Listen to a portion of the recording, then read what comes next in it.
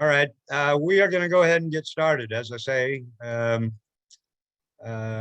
we have Colette Pichon Battle speaking to us today. Um, she is, as we were just talking about, a generational native of Bayou Liberty, Louisiana, since the 1770s, I believe Colette told me. She's helped found the Gulf Coast Center for Law and Policy and the GCCLP were instrumental in the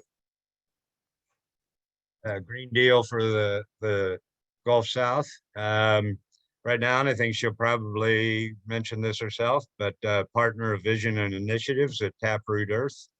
And her talk today is titled "We Choose Now, Choosing Louisiana." For those of you who just joined, because Colette has other obligations and is generous enough to give us a little time, we are going to jump right to her, and we will have our usual segments after Colette speaks. She's going to speak for a little while, and then we do have some time for dialogue with her. So we're hoping that many of you are as interested as I am to hear her talk. Again, we are really happy and pleased to have Colette Pichon Battle, as she wanted me to note, a Bayou girl, here to talk to and happy to talk to some Louisiana folks. So I see just a couple extra people hopped in. So I'm going to let y'all know real quick. We're going to go straight to our speaker today, and then we'll go to our usual segments after that. Colette, sorry if we've kind of changed up our schedule here a little bit, and I'm kind of rushing through things, but I think I want to get straight to you. So. Thank you, brother. I'll take it. I'll take it. Merci bien. And bonjour, everybody. It's good to see y'all. First of all, to have my name said so many times correctly is just a phenomenon. So I know I'm with a whole bunch of Louisiana people. Nobody freaked out when they saw Pichon. They got it. It was said great. Thank you very much. And I'm so honored to be here. As Michael mentioned, I'm coming in from overseas, so I have doing my best on technology. But as Maida reminded me, we are in control of not very much. And so at the end of the day, hold steady with me, and I will I'll be back in these little glitches. And peace and thank you to the Louisiana Folklore Society and the members of the Bayou Culture Collaborative. I'm so excited to be here. I want to say thank you to Michael for holding it down. It's not easy to moderate these kinds of conversations, and thank you, brother. Thank you to Maida, who has reached out so many times and assured us that she sees us, she's following our work, and how much we love this state. And I see some beautiful people on here that I know. So peace to Jonathan Foray and Ivy Matthew. I know some of y'all. These are some of the culture bearers for sure. So it's an honor to be here. And I just want to offer my peace to the tribal nations of Louisiana in particular. Normally, I would call you from the Choctaw Nation side of Southeast Louisiana in St. Tammany Parish, which is where I live. But I also just want to make sure that I say peace to the Homa Nation. I see Jamie Dardar on here and others. And if you know what nation, whose land you're on, if you could put that into the chat. This is just something I like to do. If you don't know, this is not to embarrass you. It's just a moment to pause and say it's time for us all to know whose land we're on, so that we know whose side to be on when everything goes down. So I just want to say peace to the Choctaw Nation and peace to the Homa Nation and the many tribes of Louisiana. I bet you didn't know that fighting for Indigenous sovereignty is actually one of our first steps in achieving our goal for climate justice. So I am the partner for vision and initiatives at Taproot Earth. We have phoenixed into a national organization that is working globally. We have absorbed all of the programming of the Gulf Coast Center for Law and Policy to take it to the next level. We have a role as Louisiana in a global narrative And I can't tell y'all how many times I come to Europe or other places, and the stories of Katrina and the BP oil drilling disaster are part of a global narrative of what's happening to our planet and what we need to address. But it's important to understand that the fight for indigenous sovereignty, both in the US, especially in Louisiana, and also around the planet, are real and critical and vital first steps to us achieving a vision of climate justice. And if that hasn't occurred to you, it's time to understand that those long-term struggles of the original peoples, that the First Nations, are what we all have to be a part of, no matter where we stand on other issues. I also want to say peace to the Black communities in an equally long fight for liberation. Another thing that, let's see. There is my little bubble. All right, you're back. Thanks. So I just want to say peace to all the Black communities in an equally long fight, because it may not have occurred to you that the fight for Black liberation is also a necessary step to achieving climate justice. This is crucial. It's something we don't want to lean away from. It doesn't mean you're trying to be Black or racist if you don't say it. It means we root and center ourselves unapologetically in understanding that nobody's free until everybody's free. And we live in a land where we started from the oppression of people. We have to resolve that. We have to reconcile that, or we will not achieve the goals that we want in the long term.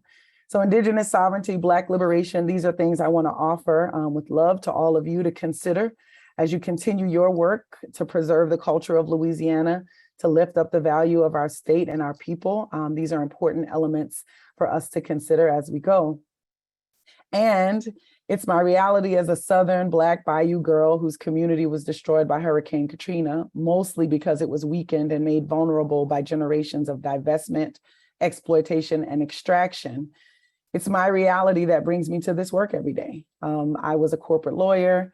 I, had a whole other vision for myself. It is this new Louisiana reality that has brought me to this work. But let me be clear. I am well rooted in this place that I have vowed to fight for the rest of my life. I'm not here to highlight struggle. I'm not here to highlight the marginalization or the destruction. I'm excited today because in this virtual space, I'm with a lot of folks who love what I love, who already know the beauty, the power, and the possibilities of Louisiana culture and what it can do, not just in our state, but around the world. So I thank you for having me here today. I speak to a lot of people, many of whom don't want to hear what I have to say, but to speak to people who love this place, it feels really good to me. So thank you all for everything that you do. I was born in Shreveport. Some folks don't know that about me. My dad is from Shreveport. That's the battle side of my name. I was raised for a little while in Morgan City in St. Mary's Parish. My dad worked in oil and gas for a little while. And then I was reared the rest of my life in St. Tammany, which is where my mom is from. And our family has been there since the 1770s. And I feel like I'm a Louisiana girl from the top to the bottom, from the east to the west. I feel like I got it. I learned at an early age the joys of picking, cracking, and sharing pecans by putting them in the middle of the table. You know how you get to eat one and put it in the middle of the table because somebody's got to make a pecan pie. I know y'all know what I'm talking about because I know y'all do it because there's somebody in your family who makes a really good pecan pie right around Thanksgiving and Christmas. And I know the joys of stopping on the side of the road and getting a piece of sugar cane and chewing on it in the back seat of the car. I thought my dad loved me, but I found out later it was really just a way to keep the kids quiet in the back on a long ride. But I'll take it. I'll take it. I love that too. And mostly I love the things that I get to see in the swamp. I live near Honey Island Swamp, one of the larger ones that it's beautiful. If you haven't been out here, it's gorgeous.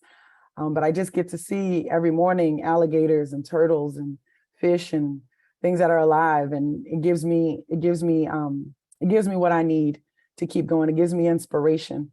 When I look out at those alligators every morning when I'm home, I remind myself that we're from the place where things survive and we're from the place that can survive. And this is what I really want to make sure that we hone in on today. So yeah, I was born in Shreveport, St. Mary's, St. Tammany. And the thing that most folks don't know is that my father was one of the original players of the Saints expansion team. So the very first year the Saints played, that was my dad. They let that brother go to Cleveland, and then they brought him back down to New Orleans, where he was happy to be. And I'm the child of, my mother is a 45-year plus retired school teacher in Louisiana. She was a major advocate with folks in Cajun country to get French back in the schools back when I was a little kid. I used to have to go to UL, Lafayette, and Nichols all the time. I think I'm paused again. Colette, we're not hearing a pause. Oh, okay. I'll just keep going. Great. I'll just keep talking. Great. Well, I used to have to go to U of L and Nichols all the time as a kid, and I just loved it because we just got to run around all the time with a bunch of folks whose other parents were crazy like my parents, speaking in French and telling us we had to speak in French and correcting our French. And anyway, I just want you to know that this is where I come from. This is who I am. This is whose kid I am. And so it shouldn't be any shock to you that I'm fighting for Louisiana the way that I fight. I learned at a very young age to love all of these things. And they built me, these parents of mine, into this girl who's ready to fight for this place that I call home and this place that I love. And I just want to take a minute to tell you that our home is in danger. And I know that you know this. And yes, I'm going to tell you the truth here. So brace yourself. And remember, you don't actually have to agree with me. All I'm asking is that with your love of Louisiana, to consider that what I'm saying just might be true. Our home is in danger. Yes, all the things we know about the coast is true. It's disappearing. And yes, there's billions of dollars in technology being used to try to stop the land from going away. But that Band-Aid doesn't really get to the problem. The problem is that our state and this big old river of ours and these swamps of ours with this old, mushy black gold underneath it, and this fresh water of ours have been and continues to be auctioned on the block. The 500, 600, 800-year-old trees are being inundated by saltwater intrusion because not just of these superstorms, but because of an economy that only pulls and takes and drains. This is the root cause. We're talking about extraction. We're talking about what we have allowed to happen to our place because we have learned, someone told us something that the trees don't say. They told us that money is what we have to value. Money is what we have to look for. And I say that is not the right value that we need to put in this place. And it's not just the coast, y'all. The most conservative, climate-denying farmers and ranchers in the north of our state will tell you that more flooding has impacted agriculture and livestock. The folks who agree with me the least have to admit that the temperatures are really high and things are changing.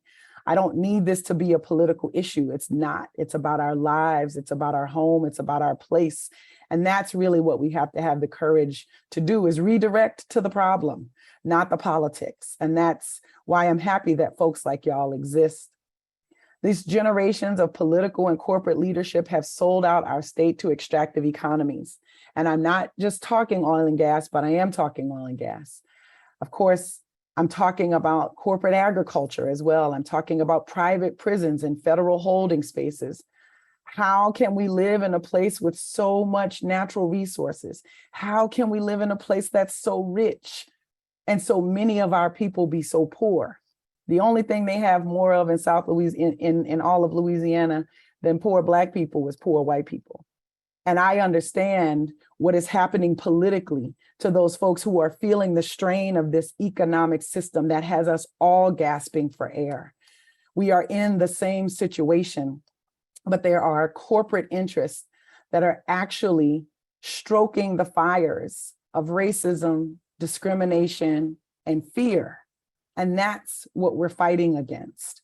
This is not the real issue. The real issue is that we have not learned how to value our people the same. We've not learned how to value our land and our natural resources above money. We're going to have to choose love to keep Louisiana instead of continuing to allow it to be partitioned and sold to the highest bidder and then destroyed. I'll not allow our great state to be destroyed, and I'm so glad that you won't either. But tell me, what would you say to this scenario that I faced when I served on the governor's climate task force? It was an industry representative on the microphone, on the record, who said to me, but what about this opportunity to extract and pollute? Do you want us to just give it up to our competitor in Mississippi? And I said on the microphone, on the record, well, if it's going to harm our people, yeah.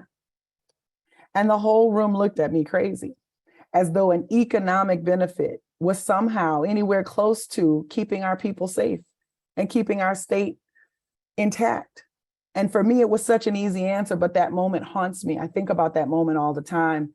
How many of our leaders only see our state in terms of gross domestic product, in terms of what we can bring into the economy, in terms of market-based pricing of money that isn't even real. This is a sickness that we have, and it has infected all of our leadership, the D's and the R's, the blues and the reds. We're up on the bid now, and we've got to fight together to keep our state safe. This is not going to be an easy process. It means that some of you are going to have to face your fears. Those of us who choose to believe and lean into the fear of race or economy or whatever it is, the reason you are scared of those other people who live in your neighborhood, we're going to have to actually examine that and have enough courage to sit down with people that we don't know, that we've never talked to. And here's the hardest part of it all. We're going to have to listen to each other. We're going to actually have to feel each other's pain. And we're going to have to do what only Louisianians know how to do. We do it every summer at a crawfish boil. We do it at the crab boil, which is we share. We take this moment and we share. We share what we have because it is bountiful. We share what we have because we have everything we need, and nobody in any of our communities should be without. Our state should think like this when it comes to our economy. Our state leaders should think like this when it comes to what they put up to sell and give and auction off for us. And if they don't think like this, then I need the reds and the blues, the D's and the R's, to do what we have to do to get the leadership and the decision makers we need to make better choices for our state. This is not about politics. This is now about our survival. That 1770 story I got to tell of the 12 or many more generations of my family is a sad story for me now, because the very land that I stand on, I was talking to Michael about my grandfather making the house that I grew up in, and my mother was born in that house, and I grew up in that house. That land will be lost to sea level rise in the next 30 years. And there is nothing any gray or concrete technology can do to stop that. We're going to lose. But how much more, my fellow folks in Louisiana who love this place the way I do, how much more do we have to sacrifice? How many more times do we have to let our state be on that auction block?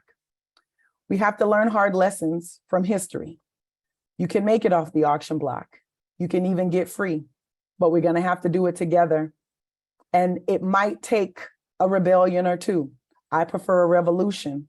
Either way it goes, we're going to have transformative change. That means the time for small steps, incremental change, and minute by minute shifts is what we cannot afford. We're going to need everybody to make large steps, big leaps, big change, and keep going.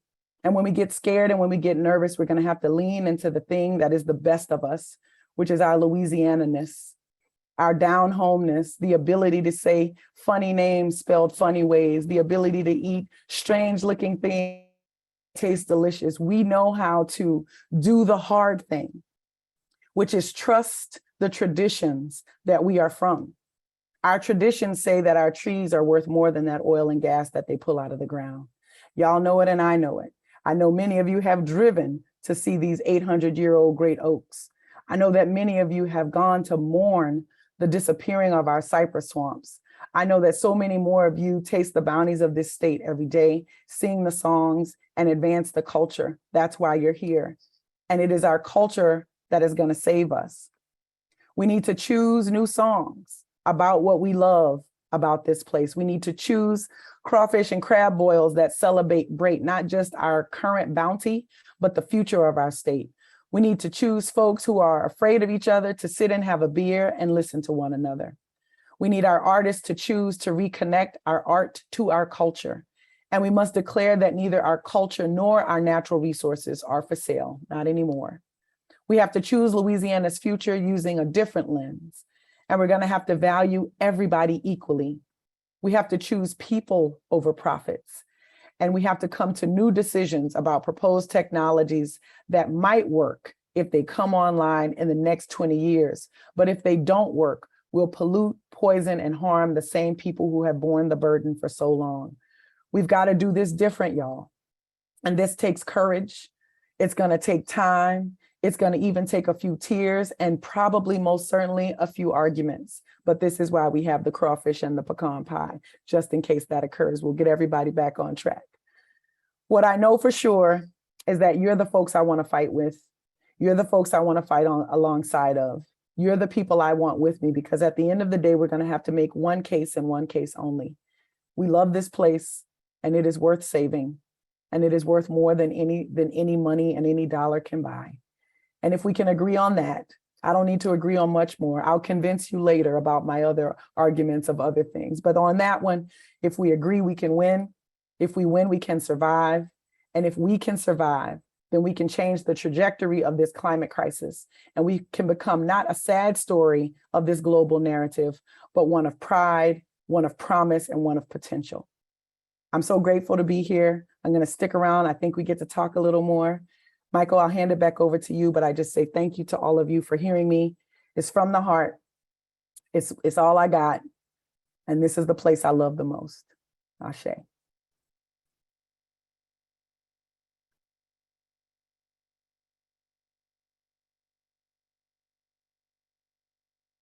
Mike, you're muted. Thank you. Sorry. Thank you, Colette. And that, thanks for firing us up. And thanks for the nice words. And I will say real quickly to people, even though Miss Colette didn't want me to, I have to mention some of the numerous accolades. I want to say, a 2019 Obama Fellow, a 2016 or 2016, that got left off my notes there, but many accolades. And I think that so Miss Colette only has a few minutes, and we're really trying to accommodate her. So for those of you who joined late, we jumped right into our speaker, and right now we're going to jump into any questions or anything people might like to say or ask of Colette Pichon Battle. And Maida, if you can help me, if you see any raised hands.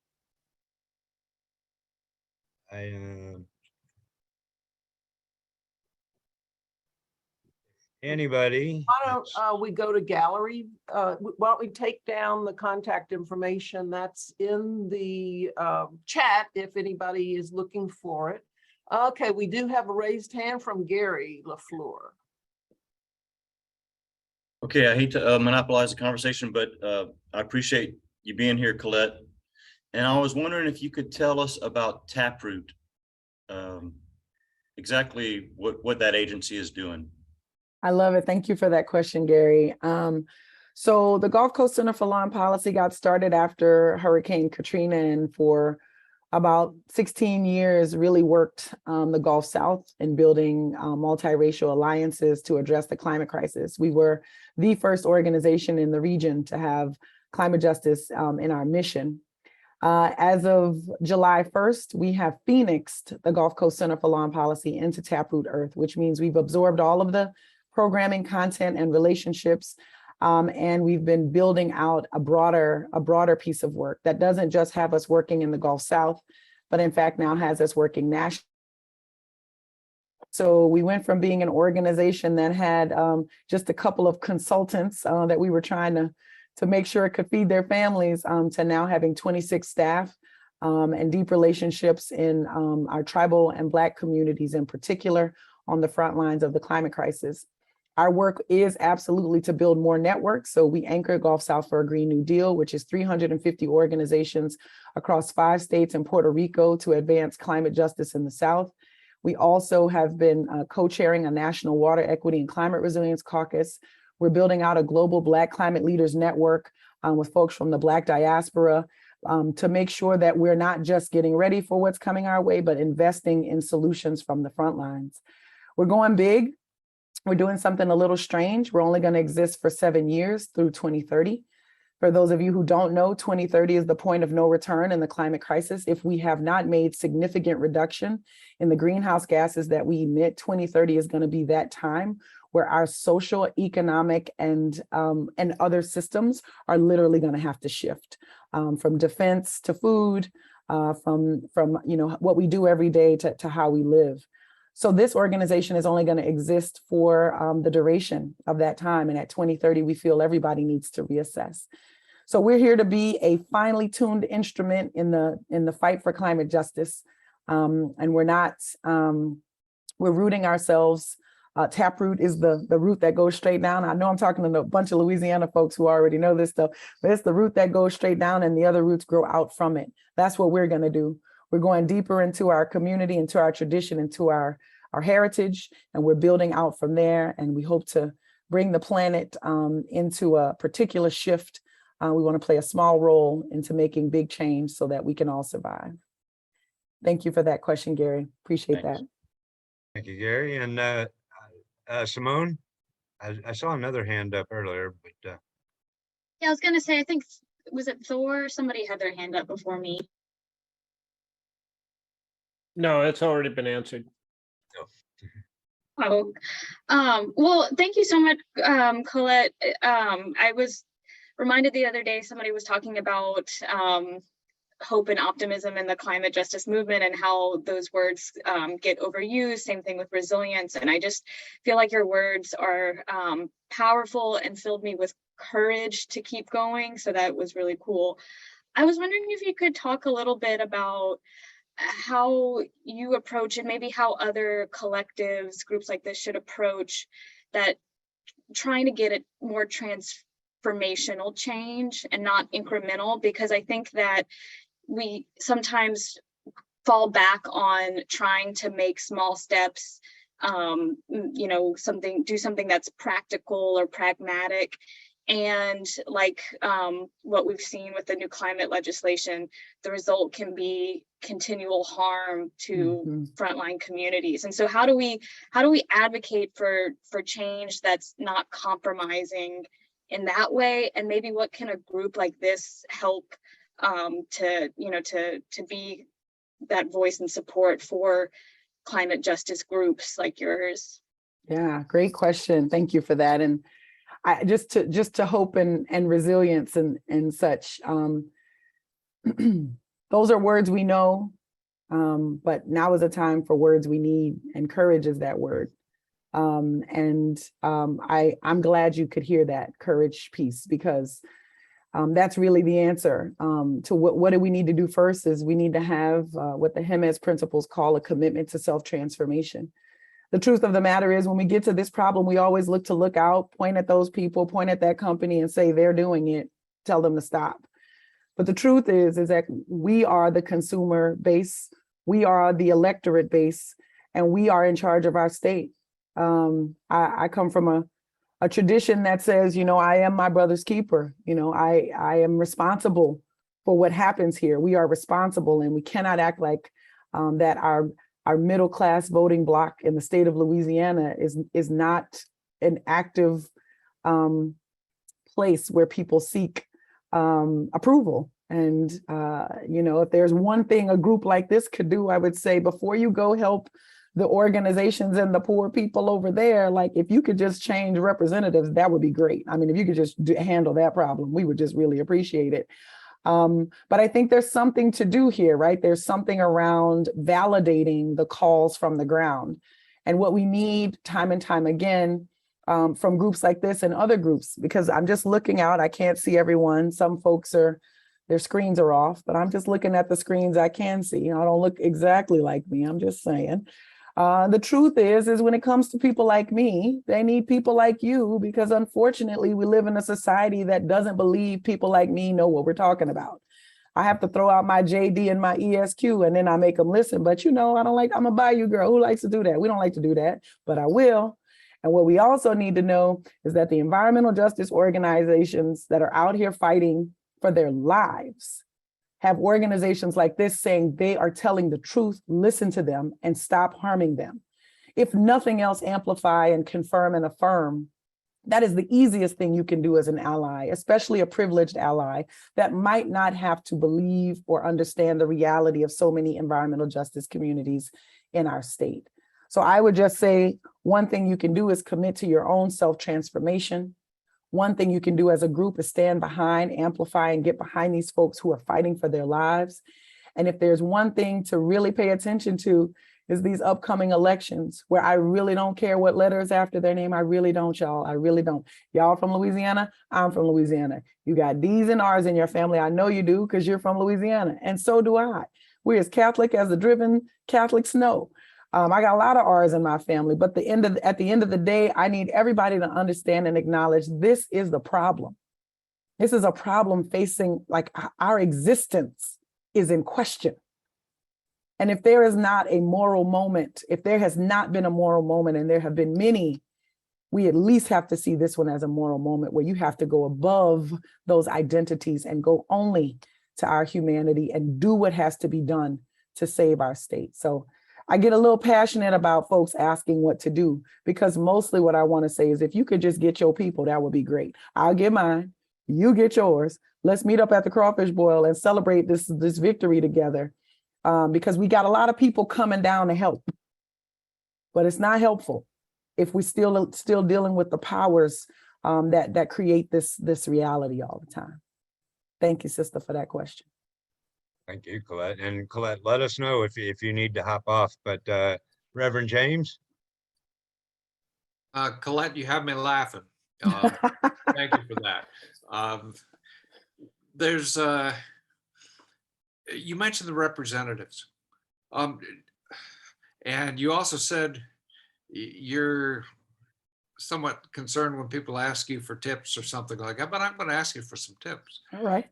If we're talking to our representatives of our senators, both here at the Capitol in Baton Rouge, and obviously our senators also in Washington, D.C., how do we address those? Do you have any tips for ways to address those whose monies that are supporting them are coming largely from the oil industry?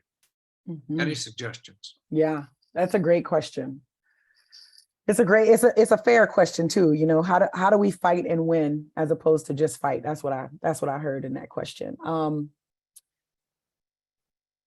You know what they say. So I was on this governor's task force, which if y'all have not seen the climate action plan and seen the hearings, I really want to invite you to go take a look at that work. It didn't come out the way I wanted, but we knew that going in, right?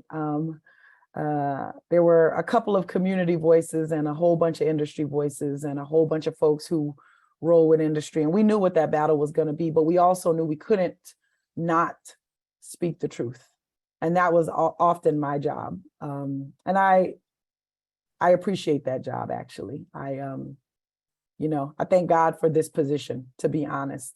It's a good position. I don't have to feel bad about myself every day, because I know some of those folks actually have to go home and get themselves together. But what was interesting to me in that process was listening to representatives and agency leaders and all of these folks really speak on behalf of all of you.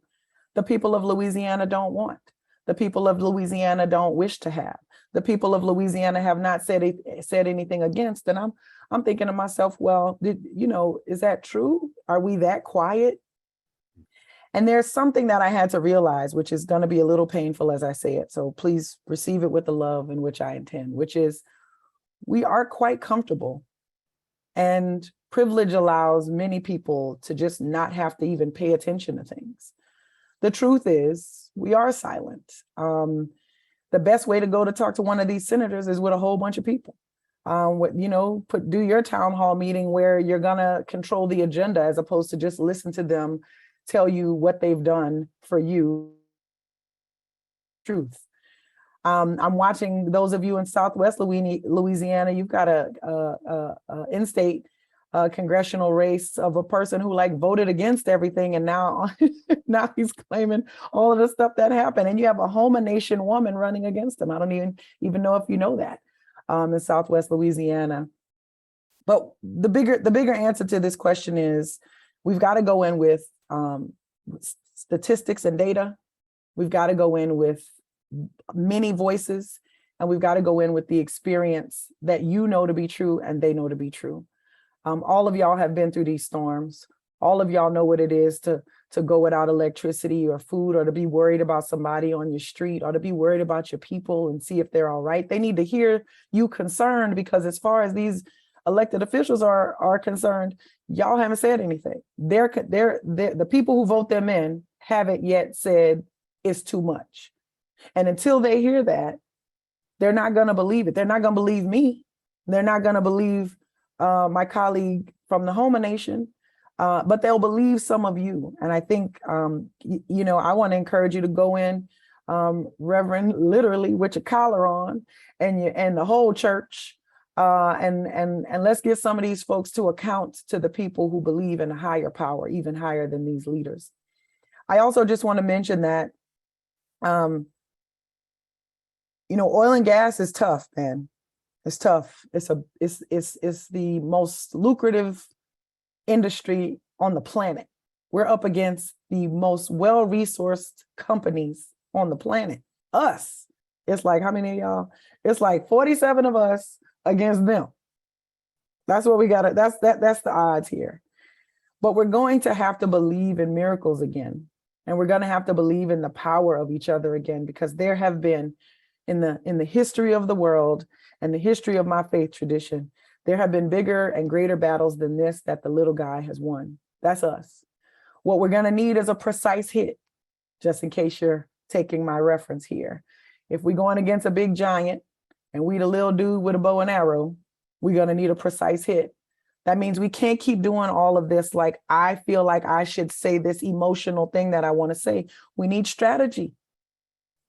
We gotta move with more strategy. We have to move with more intention, which means we need principles and values that we all agree to.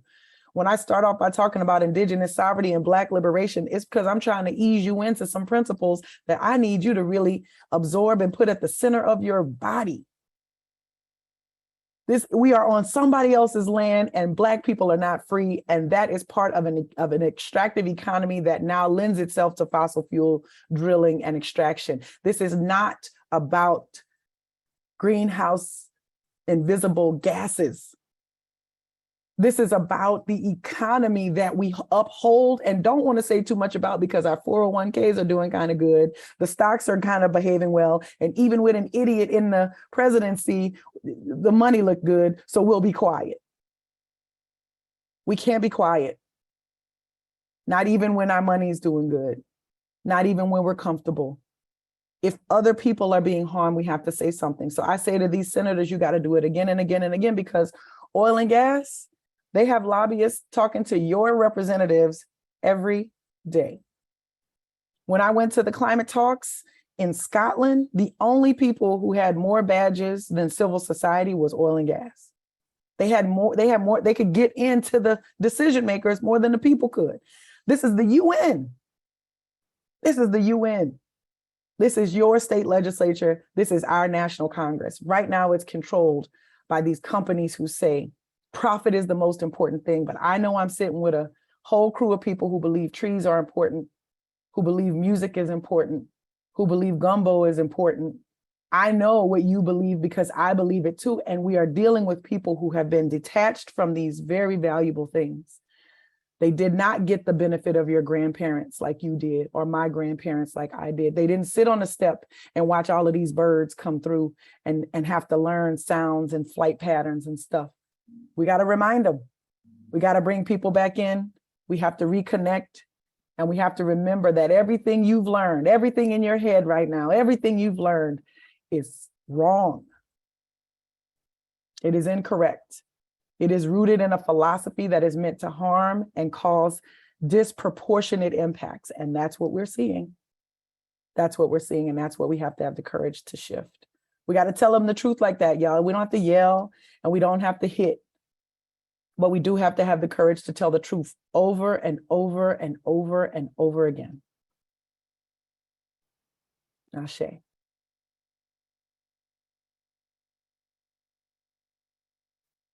I know you're short on time, Colette, but we have a couple more people if you at least, I know both of Jonathan? those guys. I know both of those guys. Let's hear what Jonathan has to say. Hey, Colette, it's good to see you. Thanks for Hey. being with us. Thank you, brother. One of the things that I appreciate that you've talked about is that the organization that you run will sort of sunset, or not sunset. In 2030, you reevaluate. And I like that it's about reevaluation and not like 2030, we out of here. And if nothing happened at that point, then like, I'm moving to Vermont. See you guys later. And so I am not extremely confident. Look, I try to be as optimistic as I possibly can be in all of this. I am not extremely confident that by 2030, we will fix the direction that we're going. I'm hopeful, just not confident. And I like to be able to plan for that next step, like what happens after 2030. The models currently are predicting 2035, it starts getting messy, and people in other coastal areas begin to feel the real impacts of what sea level rise is going to look like. 2050, like it's the chaos begins and people begin to fight for resources, whether that's higher land, whether that's water, all of it. 2050 is looking like it's going to be pretty, like, get your Tina Turner earrings for Mad Max and the Thunderdome kind of thing, because that's the life we could be living, right? One of the things I'm concerned about is, should we get to that point, let's say 2035, where a lot of folks are feeling those impacts, I think that we need to figure out a way now that we will be able to control the narrative, because there will be people there that are going to try to spin this in a way that says, no, it's not that. This is just a natural cycle that the planet's going through and it has nothing to do. And I'm fearful that a lot of our folks are going to listen to that and say, oh, okay, so it's that. And the models have the new coast at Ascension Parish. You know, like that's where the new coastline is, which means where I live and all the people I love, all of us will be displaced and have to be somewhere else. Mm-hmm. How, look, I know we're going far and I know we need to keep our head in the game right now. How do we ensure that we can control that narrative and it doesn't get spun? Even now, Mm-hmm. how are we able to control that narrative that gets spun to get people to believe in things that aren't true? That's right. That's right. It's a great question because it's really the problem. The truth is, just like tobacco, oil and gas knew exactly what was going to happen to the climate. They had all the science, the research since the 1950s. Like, it's, as a lawyer, I'm telling you, one of my most exciting calls was watching the scientific and legal proof that they knew it all along and they hid it. Because now we can go, quote, litigate this stuff. But I mean, we're not going to litigate survival, y'all. That's not how this is going to work. This is not tobacco. This is life. And, you know, they've known it all along. And somehow they knew exactly where to put the, quote, chaos. So they didn't actually want people to believe that climate change wasn't real. They just wanted to plant a seed that maybe it wasn't real. And in our state in particular, it was a really long time before folks, especially folks who worked in oil and gas, were like, that's not even true. Now we have a turning point, mostly because we've had so many disasters where we have, I think, almost 80% of Louisianians believing in climate change now, which is good, but look how long that took us. And they're doing the same thing about all of these technologies. They're telling you that about hydrogen, about carbon capture. You got all of these people saying, that sounds great and amazing. I hear jobs, jobs, jobs. And we've got to understand and reject the premise of the choice. This is not about the environment or jobs. This is not about the tree or the water. This is about our future, period. And we have to learn in multiple voices of people who look very different from each other and are in different economic, educational, and even classes and even different regions of the state. We have to be able to sing in one voice, because you're not hearing a mainstream movie telling you this. You're hearing little voices over and over and over and over again, putting a little seed of doubt in everybody's ear. We've got to put little seeds of hope in everybody's ear. And we've got to put little seeds of truth inside of that hope, inside of people's ear. And it's got to be all of us, right? So it can't be you saying we need to reduce carbon, because I'm going to say it's not about we got to reduce all greenhouse gases and stop pollution. You understand? This is not a fight about invisible gases. This is a fight about people's lives. And the same refineries and polluting things that are not emitting carbon are still killing people. And if we allow that to continue, we have not transformed the situation. So you're going to have to trust me on this. That's my talking point. Can you deliver a talking point about Black liberation? I'm just looking at y'all. I'm not confident. I say, you might be able to, but I'm just saying you might need a little practice on a Black liberation talking point. But I delivered a talking point to you earlier today, which is the only thing that they have more of than poor Black people is poor white people. And you know what? I'm not a poor white person, but it's true, and you can hear it. And if we start speaking truth in those little seeds all together, then we shift our own narrative. And the way you get those messages, we don't get top-down messaging. I don't need you to tell me the slogan that you need me to say. I need you to be in community and listen to what they say. I mean, some of the most brilliant slogans I've ever heard in my life was some guys who had way too many beers and just enough crawfish and started talking the truth about something, and they give you a little nugget. They just say something so brilliantly. These dudes who never got to go to college, but they know that water.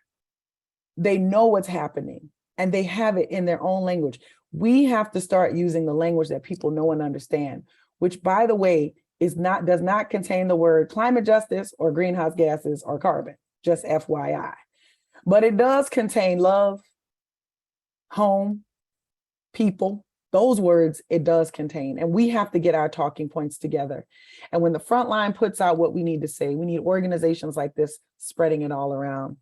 It is the game. Communications is the game here. And by the way, the same corporate extraction, the same corporate entities that control a lot of these other things control the media. And so we're not playing an easy game, but guess what? We're from the place where people still go to church.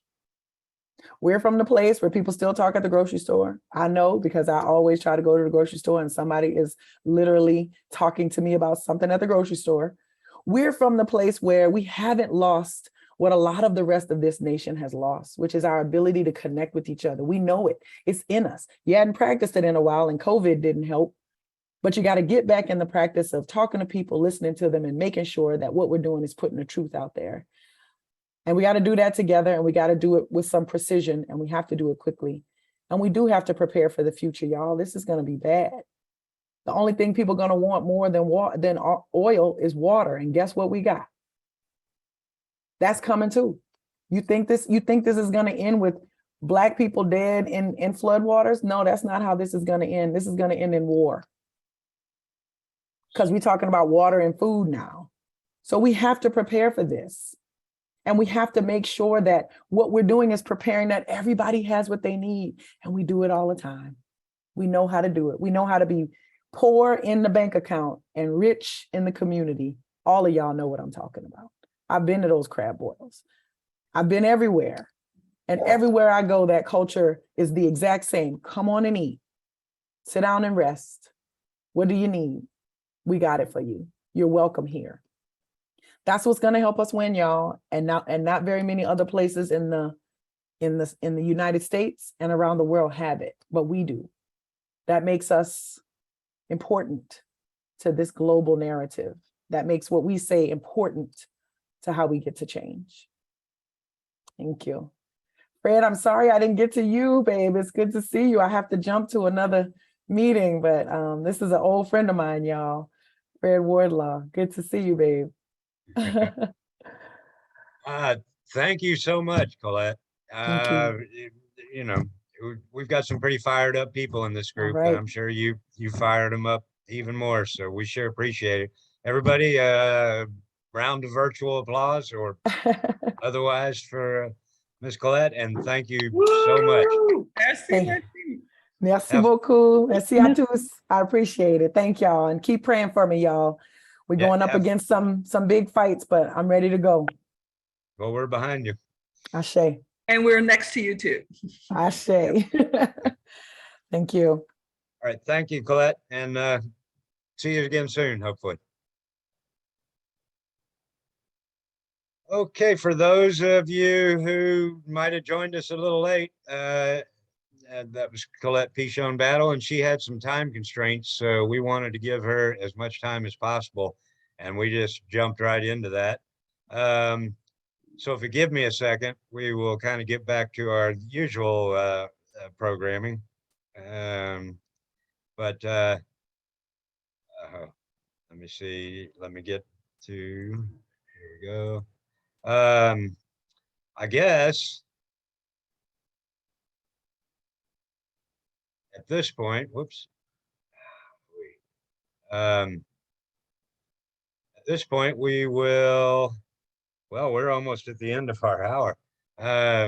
Colette's a really engaging speaker. That just, you know, not a moment I wasn't kind of glued to what she was saying. So, Do we have a featured tradition bearer? oh, we should go to our spotlight on the tradition bearer as soon as I. A lot of work into these passing it on workshops. I'd like to quickly spotlight one of our workshop participants. Yeah, thanks. The what I want to spotlight now is the Pointe-au-Chien Indian tribe. They have an annual culture camp for the youth in the tribe. And this is Donald Dardar, who is working with the youth of the tribe.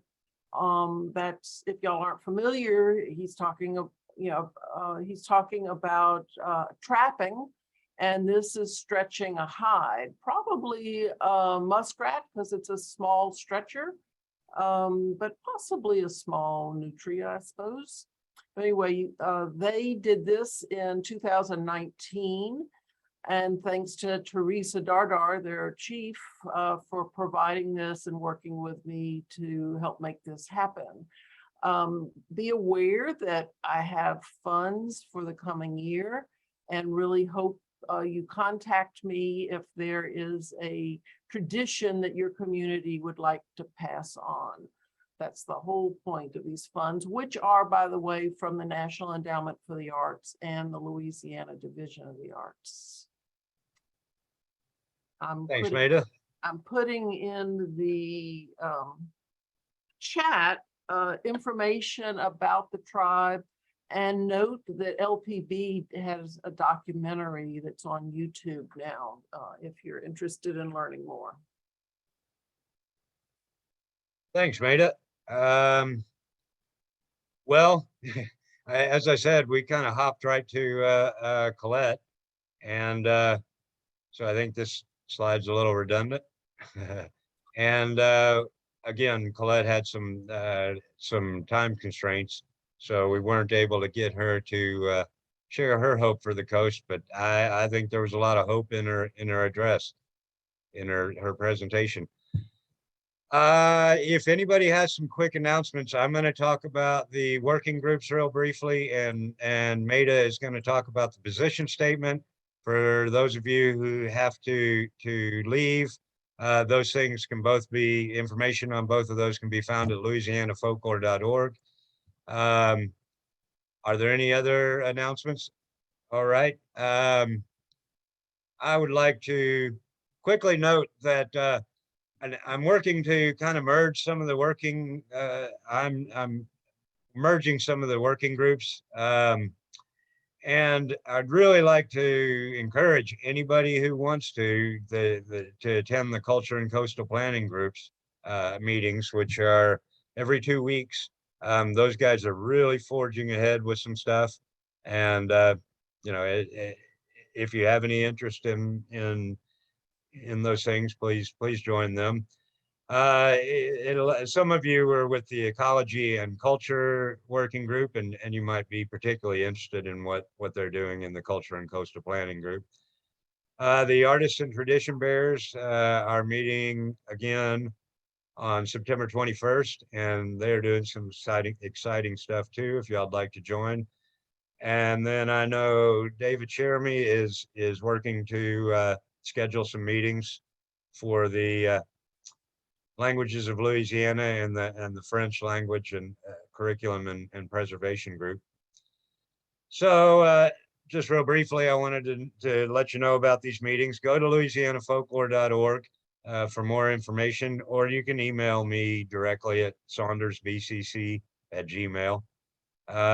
And I encourage any of you to join in these groups if you're new to them, or if you just want to sit in and listen. Although this is the end of our formal meeting, please stay tuned at louisianafolklore.org to find out about our next exciting speaker that currently hasn't been scheduled yet, but I'm sure it'll be somebody exciting that you'd like to hear. September 23rd at 12 p.m. And as always, louisianafolklore.org, Facebook, Instagram, and Twitter, or directly email me.